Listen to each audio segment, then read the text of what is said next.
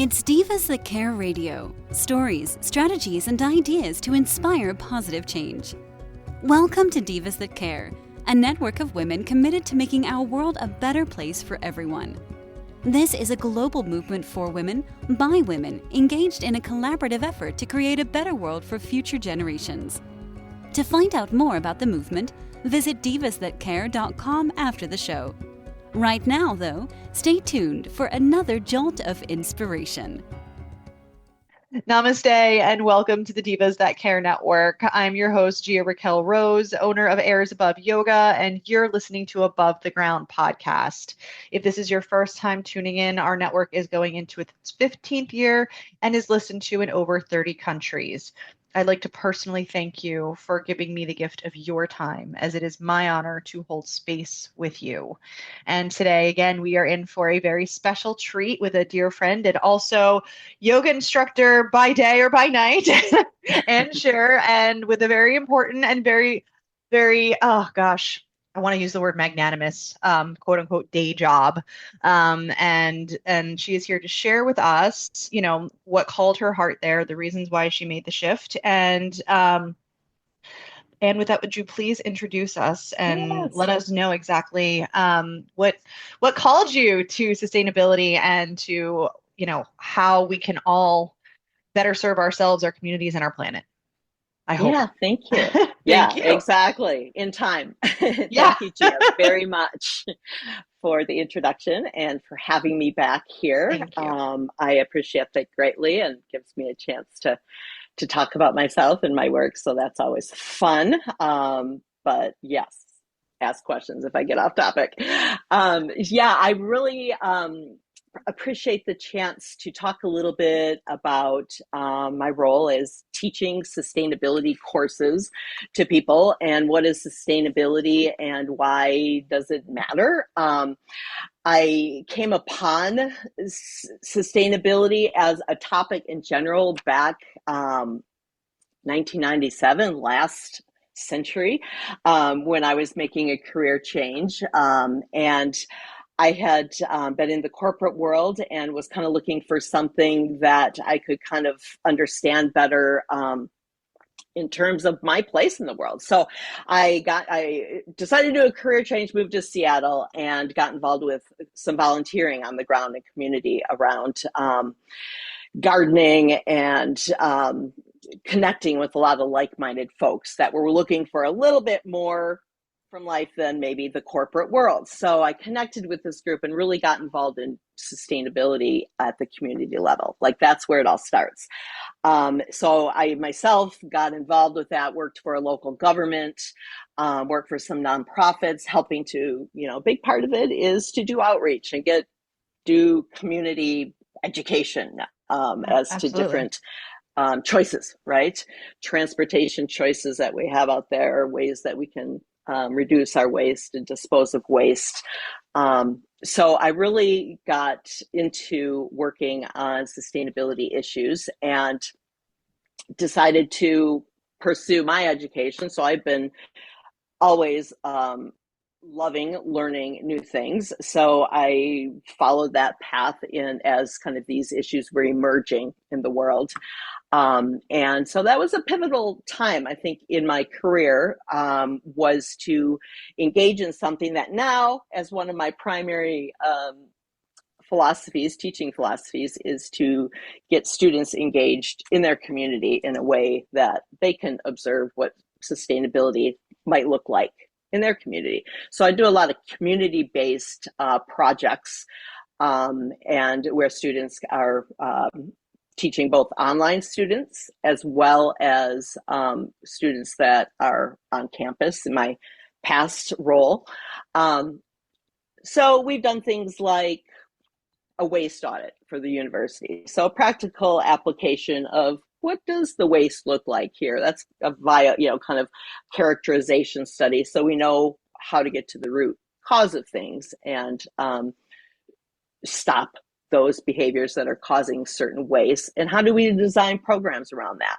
So we do a lot of problem solving, and depending on kind of frameworks that spell out the principles of sustainability and strategies for moving forward.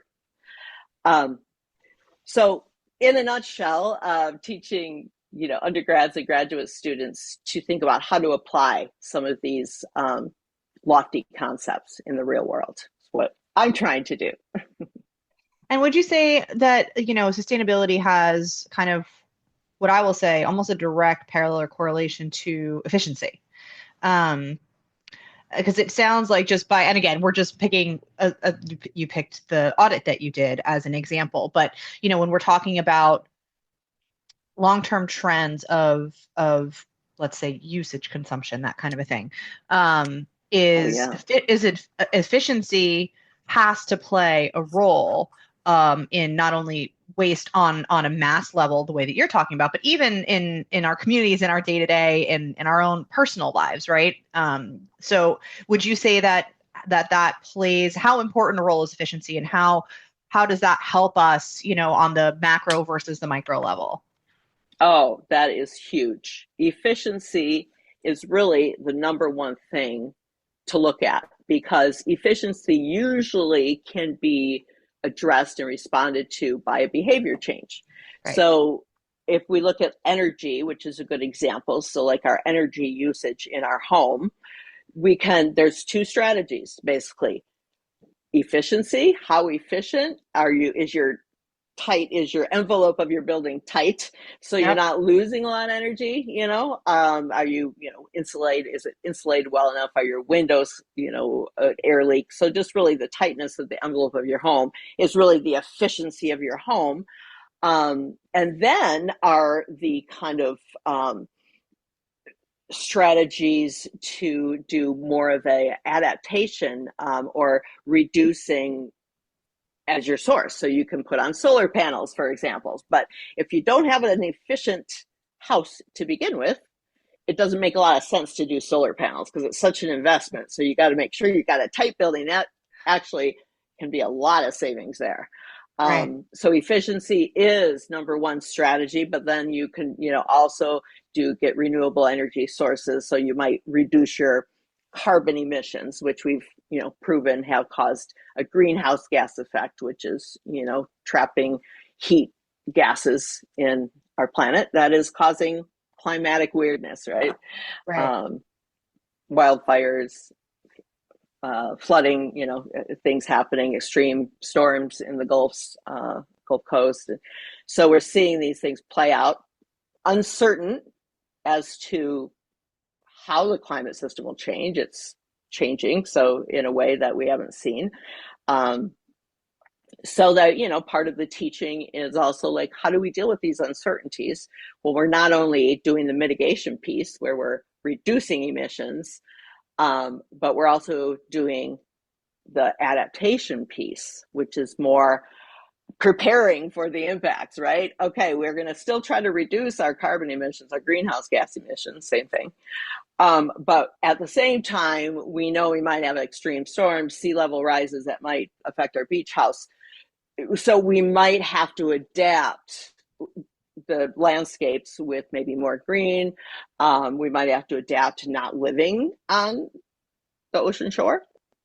People, it's development has caused a lot of these issues. So there's adaptation is a huge part, thinking through long-term, potential impacts from things like climate change or biodiversity loss. Those are probably the biggest, out of control things. Right.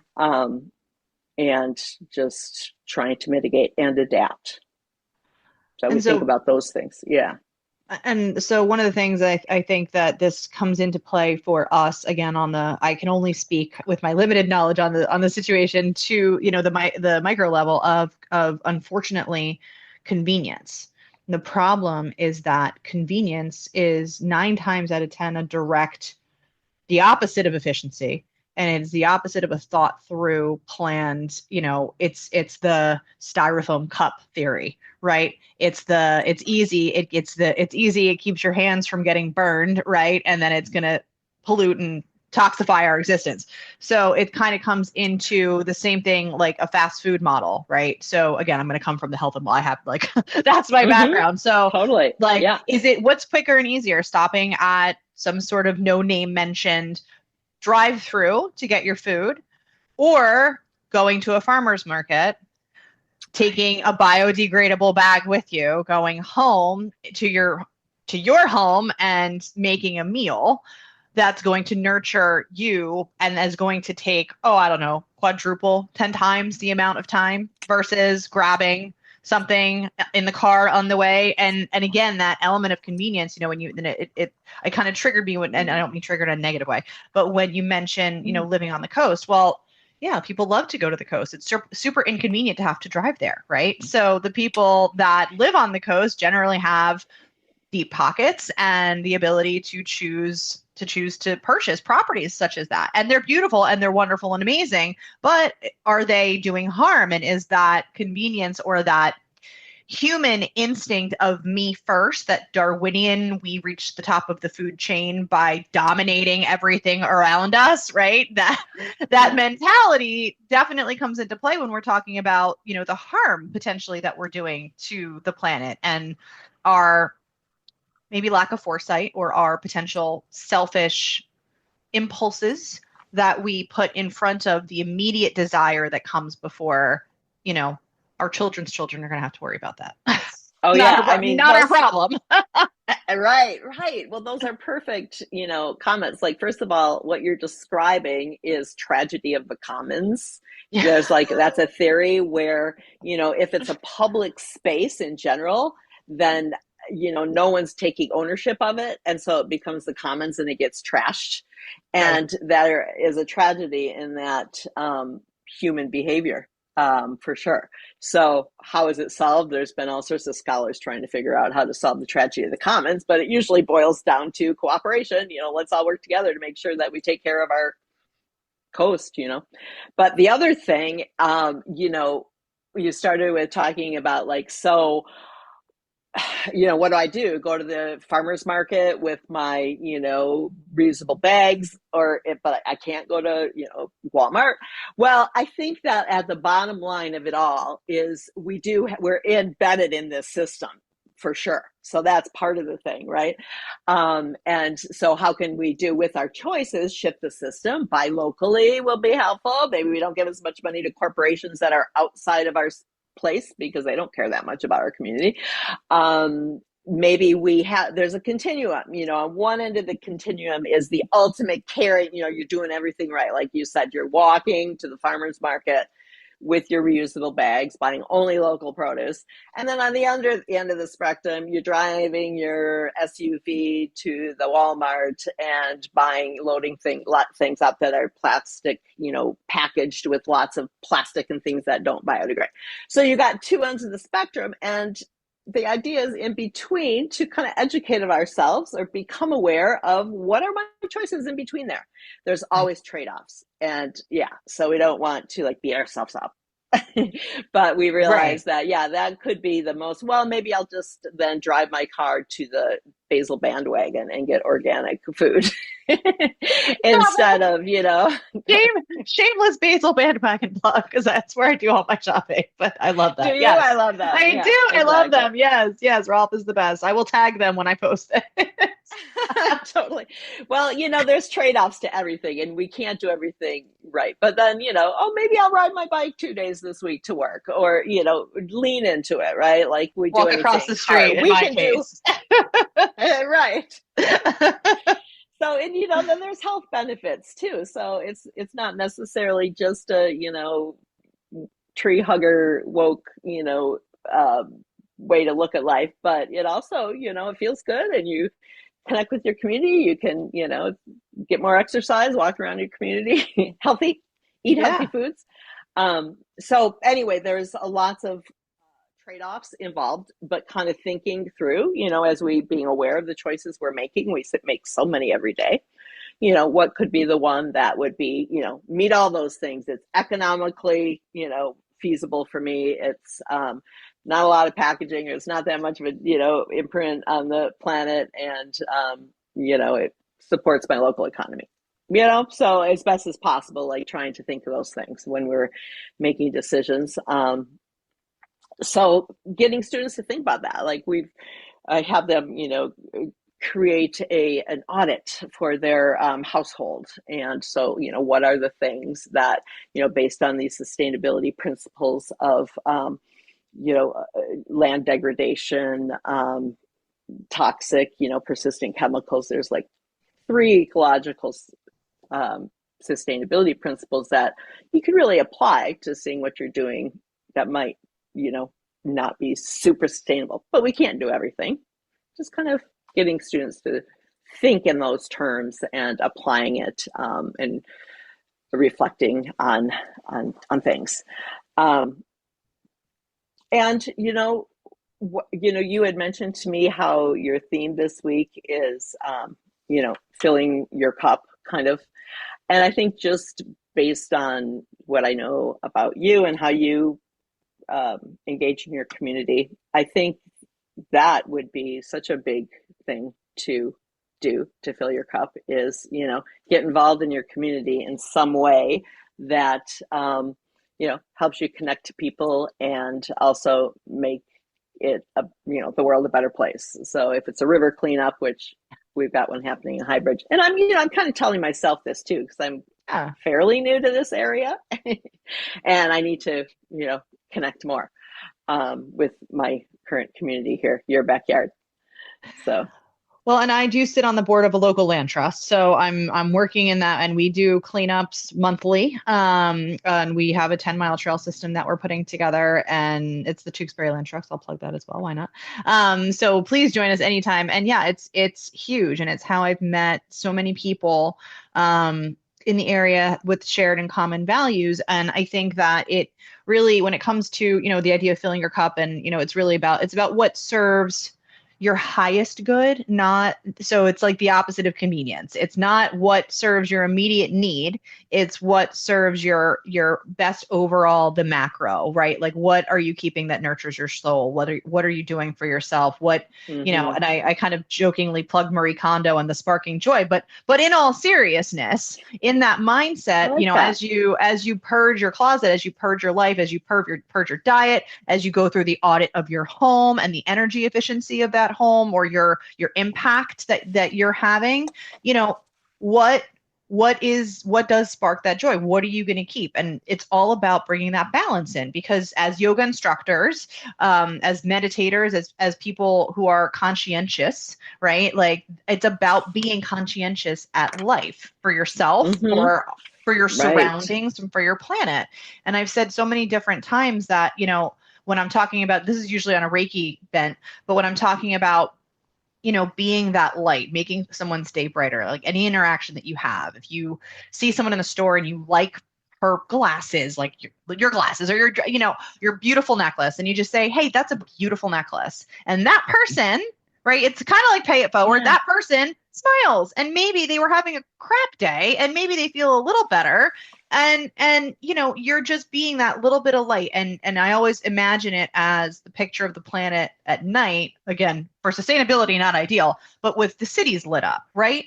As you said, it's all about your local community. And it's like, if I do that little light and you do that little light, and then everybody lights up, and it's a choice. It is absolutely a choice, whether you're going to be that light or whether you're going to be the person that cuts in front of that same lady who's got a beautiful necklace and is having a bad day, right? And make it a little worse. So it's really about consciousness. That's so true. And I think that when you have a community that comes together to work on something to better the community, there is that kind of bond that happens, amongst people, and a shift that, that could really shift a community. And I think that, I really felt that in my high school years, like, because I was involved with all these community things, but then I went off to college and the corporate world, and I just felt so disconnected from that. And it did affect, like, from a community kind of stance, like, who's my neighbor down there? I lived in a big city, and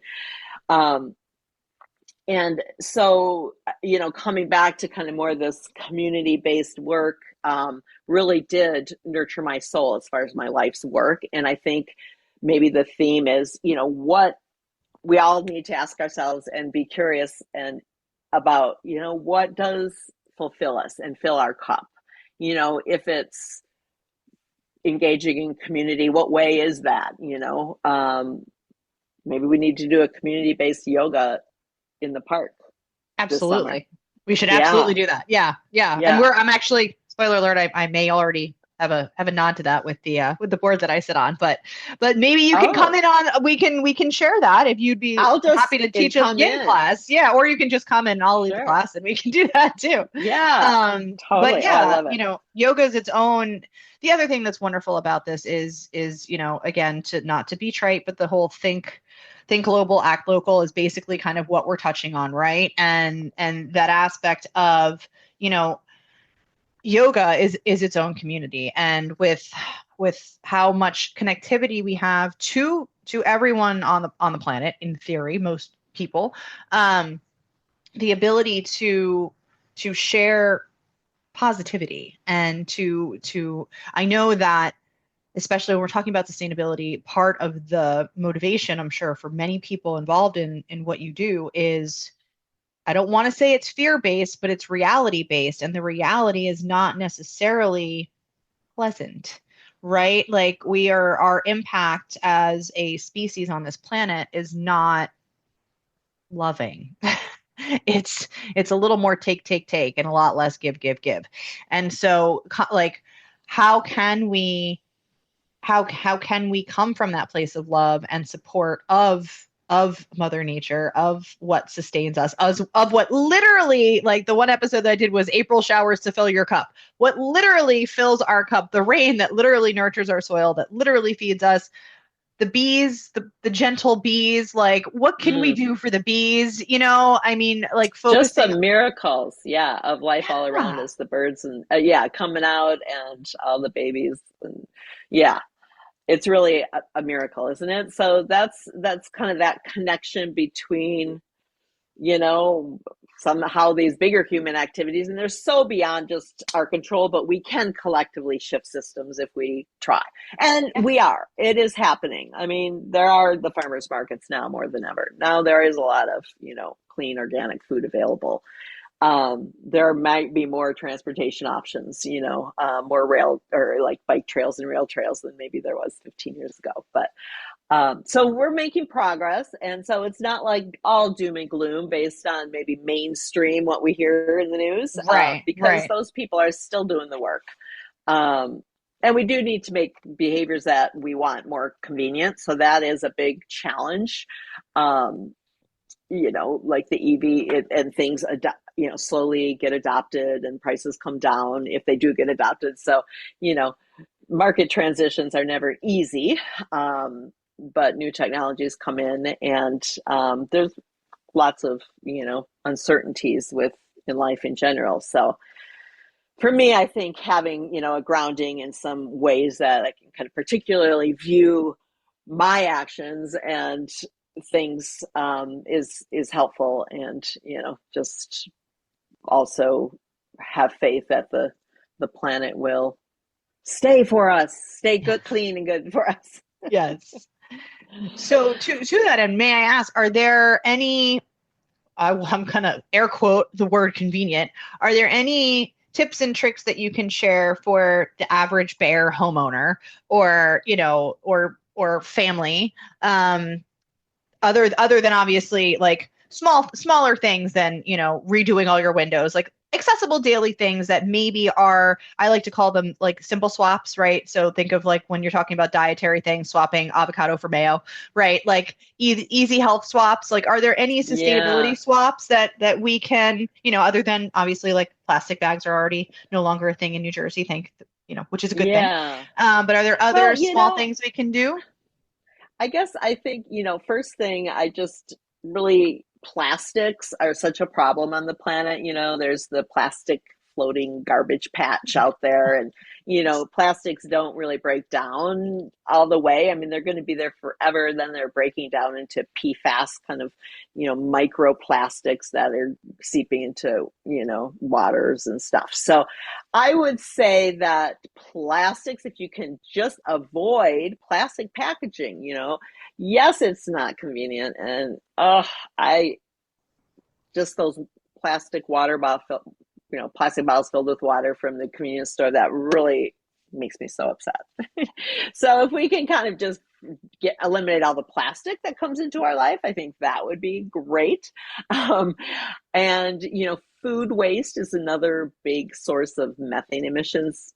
But if you compost it, or maybe if there's, I don't know, food waste is something to try to keep out of the landfill and out of your, garbage can. So are you able to compost in your jurisdiction, or? I'm going to be a very, very bad human by telling you that I don't actually have the answer to that question, and I should, but I would imagine we're a very rural community. So my guess is probably yes. But we also have a lot of, all of our waste disposal is private. So that may play a role in that as well. Like we don't have public municipal waste here that I'm aware of. It's all privately sourced. Okay. Well, in general, when you look at kind of global emissions, food waste can be a big share. So keeping that to a minimum in the landfill, throwing it into your garbage can is always recommended, but it's hard to do. So composting out here is generally referred to as feeding the fox, is what I'm going to be honest about. So if there's food stuff, it's all 9 times out of 10 with anyone that I know in the area. It's we have some very happy crows out back. We have some very happy foxes. Like that food waste. If there's, again, a plastic takeout container that came home with you that you didn't get to, bear, fox, raccoons, someone out there is eating well this evening. Let's put it that way. More so than the garbage pile. We also have a fox. So yes, I totally can relate to that. But if you just do plastics, no. And just, think about other ways to, if you can, walk to your store or walk to your local restaurant, maybe once or twice. You are always walking around your neighborhood, but I think in general, it's such a, that's another thing that fills your cup, is walking around your community, I think. Don't you? Absolutely. Oh my, walking. I think if there's, and I will, it's again, touching a little bit on the not so thrilling side, but I have an elderly father, and he had a hip injury. Well, he had an issue that created an issue with his hip. And I'll tell you, he was always so active. He worked out all the time. And when that hip issue, he can't really walk and work out anymore. And mobility, and as switching to the yoga instructor, if you don't move it, you lose it. Walking, if you do nothing else in your life for your physical health, walk. Anywhere, everywhere. Yeah, exactly. Keep moving. Walking. Right. It is so imperative. And not only is it wonderful for you, it helps the planet, right? If you're lucky enough to live in an area where you can walk 2 places, right? And so, it's only, I don't think there's anything but benefit to it. Mm-hmm. Literally. I agree. Yeah. And it's such a good way to connect with the critters and the plants, and just, I agree that if there's anything, I'll take a walk every day in our neighborhood is probably a good thing for our psyche. Absolutely. And if you can go out in nature and forest bathe and, and go on a hike, it's just, that's just so positive for your body and your mind, right? The surroundings do play a part, for sure. Yes. I've been doing my earth meditations this week. Spoiler alert.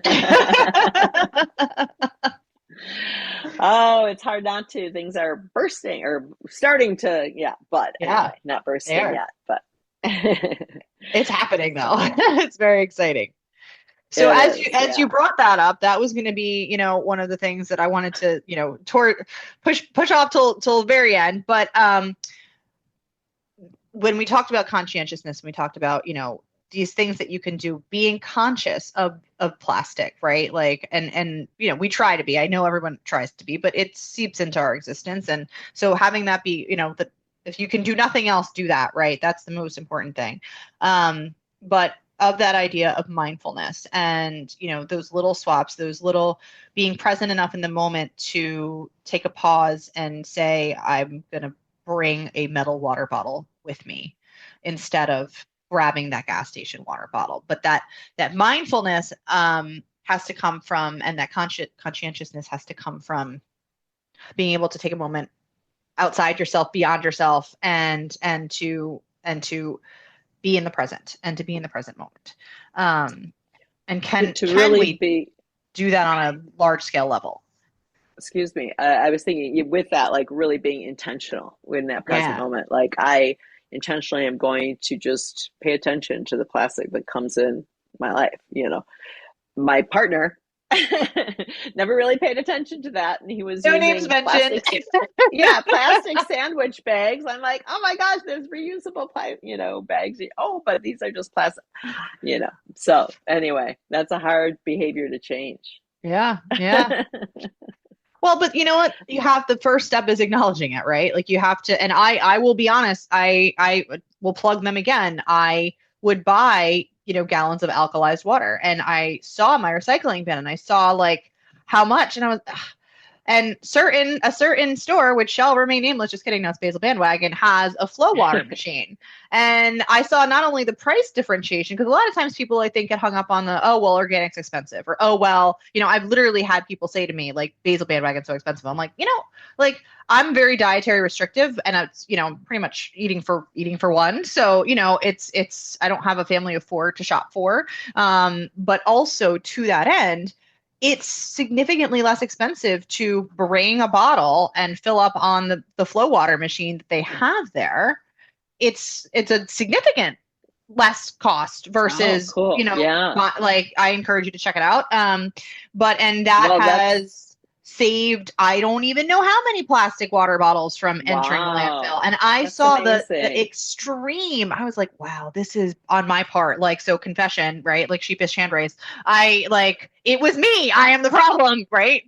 And I saw it, and now I take my metal water bottle to the gym, and I have my gallon jug, and I fill it up. And, I think it's becoming aware. I think awareness, this is not news to anybody, but you're so right. Being intentional, and there's always going to be an opportunity to buy something to solve that problem. But, do we need to buy something new is another big question we ask ourselves. Like, it's great. I mean, I love new stuff too, but consumption is out of control.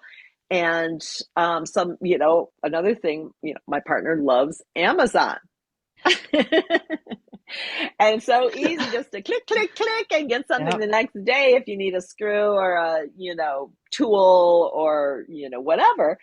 And, each time you do an Amazon order, you should try to collect them at one time is my hit the all-in-one box button, right? Yeah.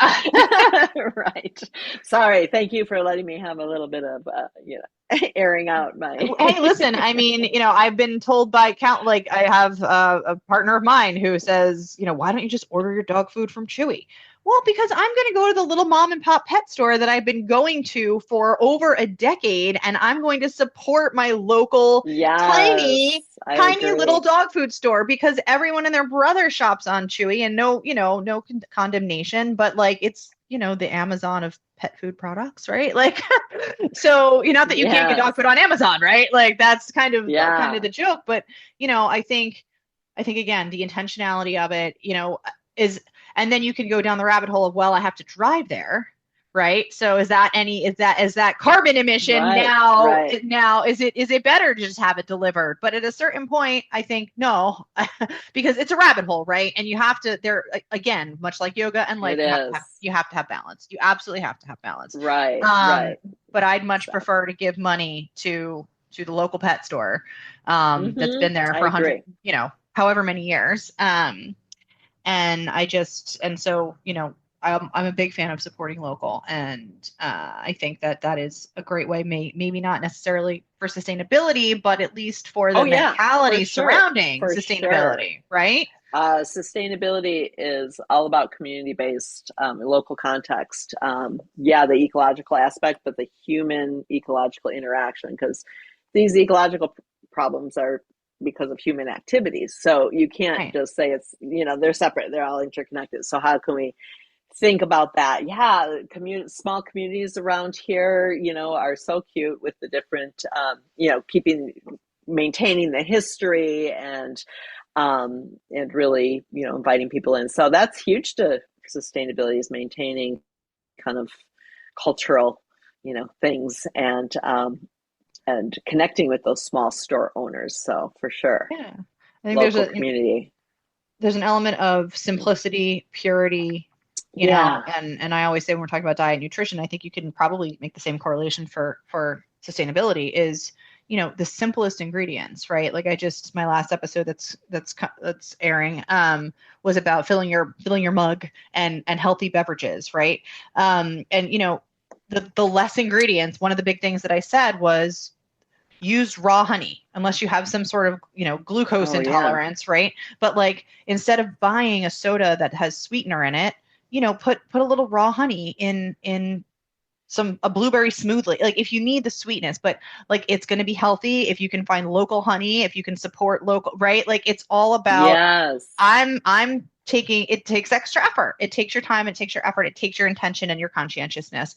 But it also, if the ingredients that I'm putting into my body are just as important with what you drink as what you eat. And if you're going to do that, like raw honey is one of the top healthy sugars that your body can have, right? Like sugar not necessarily is a great thing, but that's one of the best ones. And you're supporting your local farmer. You're hopefully helping healthy bees, right? I'm all about saving the bees, like, so much about saving the bees. Yeah. That's great. So, I think that all those are, again, bring it back in the intentionality, but simplicity and sustainability and purity, like in, the roots of the area that you're growing up in, staying true to yourself, staying true to, the nature of the farm, the local farming. Like if you think about local farming versus mass farming, there are areas here where you can go and you can buy your cow and it's running around right there and you can split it with your neighbor. Right. So like that's the thing that happens around. We're very blessed, right, to live here, but that's the thing that happens around here all the time. So, it's made very sad for that. Like, oh my gosh, a friend of mine said a cow that had a really good life in one bad day. And it's really, well, that's kind of the other thing is like looking at what is the source of this food, knowing where it comes from. Because a lot of times we don't know and we're like buying chickens or, eating chicken and all sorts of stuff. We don't know where it comes from. So that, and so there could be, you just don't know what they do. But buying locally like that, you're the source of that beef. And so you trust that's really well raised and it's going to be healthy. Another thing that you had kind of mentioned about filling your honey cup is it made me think of another behavior that is something to think about. And I struggle to keep it set up well in my pantry is bulk buying. So instead of buying, and at the basil bandwagon, like Whole Foods, there are, opportunities to buy in bulk. And so you really minimize packaging at that level. You can buy for a long period of time, usually for less money. And then, you don't have to deal with all the smaller portions that you buy over the 6 months. But it does take, preparation for things like beans and, to cook them up and not have canned beans. So that's a transition, but you can save a lot of packaging and money by buying in bulk for sure. Absolutely. And that is, again, a great place to do that. And another person that you may want to check out is that came on to this podcast is Jason DeSalvo, and he owns Coldbrook Farm, and they are 100% organic farmer in this area. So if you are looking just for your own benefit to plug him again, because he was kind enough to come on, he's huge in sustainability in organic and regenerative farming. And if you want local, he does his own honey, he does his own grain. So definitely worth it. Check out the website because they sell their own grain. They sell, and it's heirloom. I mean, he went all out in that. So by all means, please check him out because it's something that you could probably take benefit from, especially if you're talking about buying in bulk and, talking about know where it comes from. It comes from, a stone's throw away. Right. Oh, right? you know, this reminds me of a program we did around, this was in Oregon, around the 100-mile diet. So join me on the 100-mile diet where you try to buy all your foodstuffs within 100 miles. And so, you know, we were kind of doing a challenge, you know, and to see if we could do it. And of course, you really can't do it 100%. But, you know, we also talked about where we can get great local foods for good prices or, you know, different things. But the whole idea was, I think, to do 80% of your diet buying food from within 100 miles, which is a real sustainability thing because, Yeah. you know, then you don't have transportation of goods further away. And, you know, so you minimize that way your carbon footprint and then, you know, your local farmers and all that. So that's another thing we could do is go on the 100-mile diet. And I Jason love Da that Silva idea. would he would satisfy that He would, diet. absolutely. Well, we're very, like I said, we're very blessed in this area to be able to eat pretty well on that 100-mile diet just because we live in the Garden State, right? Got that name for a reason. Yes. Yeah, Um, exactly. but now that we are, you know, reaching towards our end, I would like to do a little. Well, it's not really going to be a teaser at this point. It's going to be a straight up spoiler alert. But I did give a teaser that you may be hosting the meditation for this month and all about the intentionality. And, you know, we're tongue in cheek, it's Earth Day, it's April. So we're going on that event. But would you just give a little bit of a teaser to our audience about the meditation or anything about it that you might care to share? And then we'll have that up and out for them in, you know, in the upcoming before May. Yes. I'm working on it and we'll record it tomorrow. And so I just really want to take the opportunity and Earth Day gives us a great reason to do it on a podcast, is to just ground ourselves in the earth for 20 minutes. And I've got some very good, I've got a reading I want to base it in from Thich Nhat Hanh, who has done many earth-based meditations from walking on the earth. I mean, if you want to be inspired, that's a good resource to look at. And into just, you know, some good ways to, in our meditation, ground ourselves so we can kind of start our day off at a centered place, in a centered place. Yes, I love that. Well, and thank you for doing that. I'm very much looking forward to enjoying the meditation as opposed to leading it. I love the meditations that I lead, but it's also, I'm very much looking forward to actually practicing the guided meditation. So thank you for sharing that for not only myself, but for all of our listeners. And it's so funny that you mentioned that because on the board that I sit on for the Land Trust, we did a Thich Nhat Hanh walking meditation, a silent meditation around one of our Land Trust preserves. So we did that last year. So I will definitely make sure, although I probably let your partner, you're probably to call him your partner in crime at this point, but your partner in crime, I did let him know, but I will make sure to give you the heads up if and when we do that again this year, because I think you'd really enjoy it. But yeah, he is a wonderful, I mean, meditation, father of meditation, I think he may be dubbed. Amazing resource. And I very much look forward to bringing some intentionality and some grounding and some connection with our Mother Earth into our lives. And it'll be evergreen because it'll be up on, you know, social medias. And again, Anna, thank you so much for sharing your time with me today. It's such a wonderful treat every time we get together, and I can't wait to practice yoga with you at some point. Yes, I love that. Definitely, let's do that. And it's truly been inspirational to learn about not only what you do, but how what you do can implement such mass, hopefully mass change from the local, like I said, all those little lights lighting up from just starting where you are, meeting yourself where you are, and continuing on to grow that little bit of community so that we can all benefit from intentionality and conscientiousness with our actions and our behaviors. Thank you so much for that. Definitely. Well said. Thank you for the opportunity. Thank you. And thanks to each and every one of you for sharing your space with us today. And please feel free to share the same with your loved ones. For more goodness, follow me on all the socials at Above the Ground Podcast or visit my website, airsAboveYoga.com. And as always, definitely check out my other episodes and all of the amazing sisters at divasthatcare.com. You can find us on SoundCloud, Spotify, Odyssey, Apple, or anywhere else that you may feel guided. Again, my name is Gia-Raquel Rose, owner of Airs Above Yoga, and you are listening to Above the Ground Podcast, where every day is a good one. Thanks for listening. This show was brought to you by Divas That Care. Connect with us on Facebook, on Instagram, and of course on divasthatcare.com, where you can subscribe to our newsletter so you don't miss a thing.